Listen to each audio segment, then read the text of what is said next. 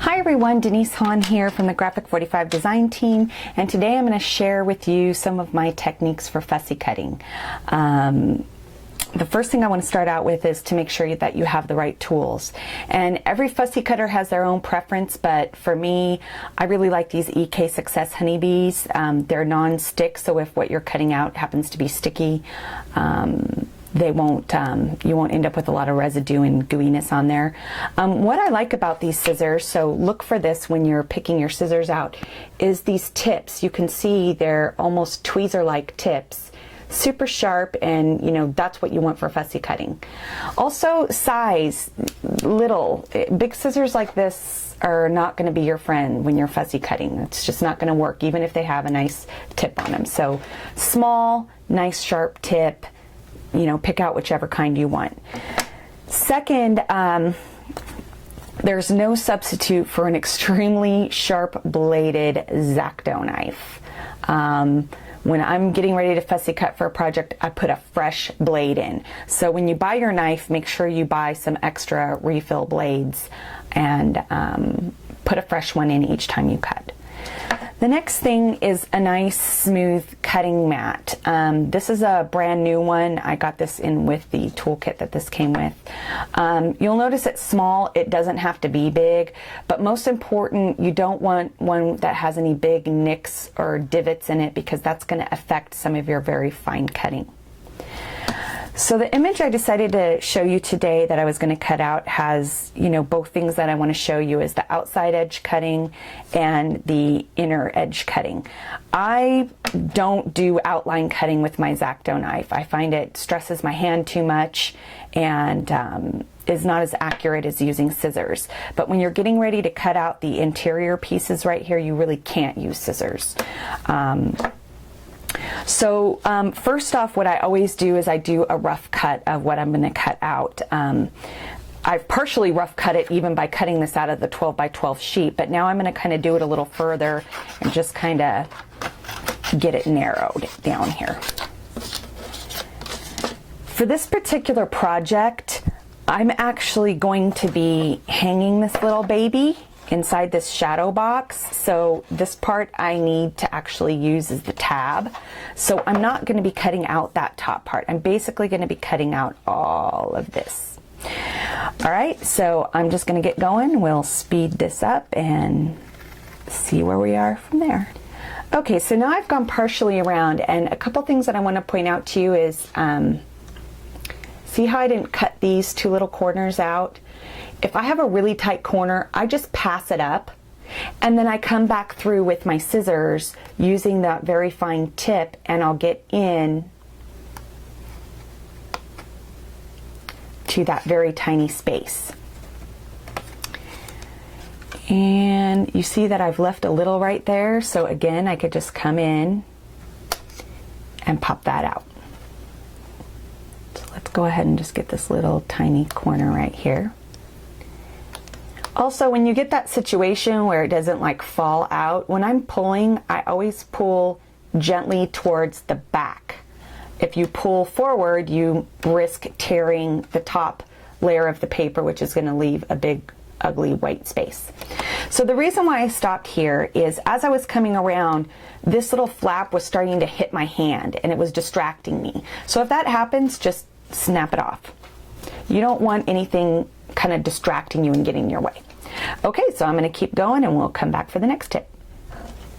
Okay, so now I'm going around another very sensitive area, and you can see there's like an area that needs to be cut out right here. I am not going to cut that out right now, and the reason why is because as you're cutting and moving the piece, it's very easy for these very thin pieces to get bent, snapped off, and just, generally messed up. This is a technique I use a lot when cutting around hands. You have the little hand to cut around. I don't cut around each individual finger. I give it a wide berth, and then at the very end, I'll come back and cut out that extra little detail so I'm not leaving that hanging around. Okay, so now we're moving on to some of this interior cutting, and like I said, X-Acto knife. If it's a big wide area, another technique you can use is to go ahead and just take a hole punch, punch out a hole and then get your fussy cutting scissors in the hole and cut the outer perimeter. But this is a pretty small piece, and doing that might cause too much bending and folding. So I'm just going to go ahead and start from each corner. And the most important thing when cutting with your X-Acto knife is really putting pressure down on holding the paper, not necessarily on your X-Acto knife, but holding the paper. That's definitely what you don't want to slide out from underneath you. But of course you want to give your knife enough pressure so that, you know, it's cutting all the way through. And I try and do straight line at a time. Now I'm going to go around a curved line. I'm going to start in the very, very tippy corner. And really what is required is patience. You really have to have patience, especially going around tiny little corners. Now, as I come to where I'm meeting up with my other cut, I'm going to ease up on the pressure a little, because I found that if I pull too hard, I end up cutting right through the piece that I'm working on. So let's just go ahead and do the last. I think this is the last. Yeah. All right, and now dun dun dun. Again, I push through to the back. Okay, and I could see I didn't get it perfect in that little corner, but that's okay. I'm just going to gently pull it from the back. And there we go. So I'm going to go ahead and finish cutting this out, and I'll be right back. Okay, so now I'm getting ready to do a little curve around this bird head, and I just want to show you that a good technique is to, in very tight corners, shift your paper rather than shifting your X-Acto. So I'm going to stop right there because I have a nice angle that I can come back in at, but now I'm going to be going around a curve, and this one's kind of tiny, but you can kind of see I can cut way past because this is, you know, going out.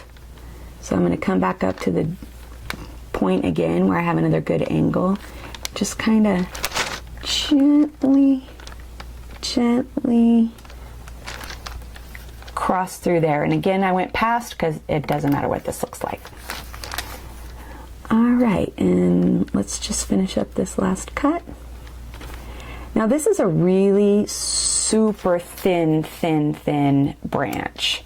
So I didn't come as close to it as I normally could or would, but I did that for a reason. Okay, again, gentle pulls. Ooh, all right, so Houston, I have a little problem on the back here. I'm kind of tearing this part. So before you get crazy and just rip it out, go see what the problem is when something's sticking, because it's usually much easier solved by having a little patience than it is just tearing that piece out and destroying what you just cut. Okay, we are looking pretty darn good. So what I'm going to do is I'm going to cut out this last little piece. Then again, I left this anchor in here so that these wouldn't get damaged as I was, you know, moving it around. And then I will show you a fabulous inking trick. All right, so now you can see I have my little piece Fussy cut out, and it's not 100% perfect. I can see a little blue right here. That's kind of bothering me. If I want, I can go through and detail that out even more if I want. You can see there's also a little blue right there. Blue right there. But as a rule, sometimes my little extra inking technique resolves a lot of those issues. So yeah, you know, getting in there with even a cat's eye would be really difficult. But there's something about this raw edge of white that is just really distasteful to me. So what I came up with is I will take a Sharpie, or you can take a Copic, any kind of, you know, felt tip marker will work with this. Primarily I use Sharpies, and the reason why I use Sharpies a lot is because the outline of usually what I'm cutting out is black, and this kind of helps make up for any part of the black that I may have cut off. The first thing you want to do before you do this though is test it. And I don't go on this side and just draw a line around it, because that's just blah. too much. What I do is I flip my fussy cut item around to the back, and what I do is I trace around, not on the paper, but next to the paper, like this. I'm mostly drawing on the cardstock that I brought. So you can see that it's barely getting the end, unlike this, which was just kind of drawing right on it. So when I flip it over, it's just perfect. Now, the trick about using a Sharpie. An old Sharpie is not going to absorb into the paper as well as a new Sharpie, and different pens will have different levels of absorbency. So that's why I always test first on a piece of paper that I've fussy cut out. Because as you'll see, I'm gonna go use this Copic right here. They all will have different varying amounts of absorbency into the paper. So here again, drawing mostly on the line, you could see how much more the Copic absorbs into the paper. So you want to test it first and be ready for it. Sometimes you might want more absorbency and more of an inked look. Sometimes you may not. So let's use the opposite side of one of these Prismacolors and see what it looks like. Again, not drawing on the paper, but right next to it. Now that on one side looks really subtle, on the other side did bleed in.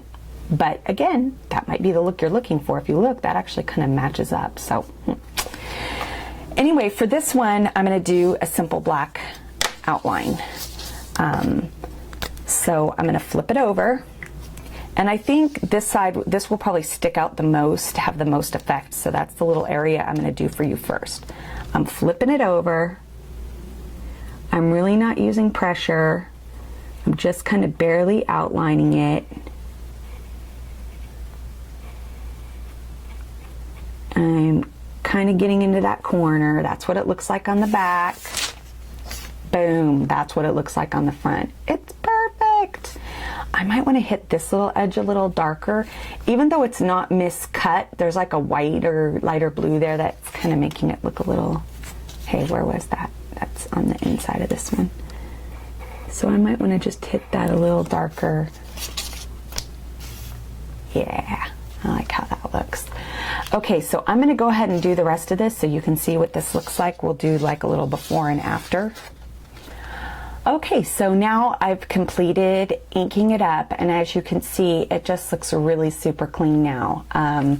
All of those white edges are pretty much gone, and now I kind of assess how it finally, you know, what my final product looks like. And one thing that I don't like, and this I did properly cut out, I went back and double checked it, it's kind of rounded right there. I'm not digging that. I kind of want it to be sharper like the other pieces are. So I'm just gonna make it sharper. Let's see what's gonna be the best way to do that. Maybe like that. That looks better. And remember this little area up here that I didn't like? Well, the inking it didn't really totally get rid of that. But never fear, you can also use your Sharpie to repair little spots like that. Just be super careful, because you could end up totally destroying your piece if you get a little crazy with the ink. But that came out good. I still have a little whiteness in that corner that's bothering me, so I'm going to flip it over and hit that little corner again. I'm going to go ahead and hit where I did this new cut down here.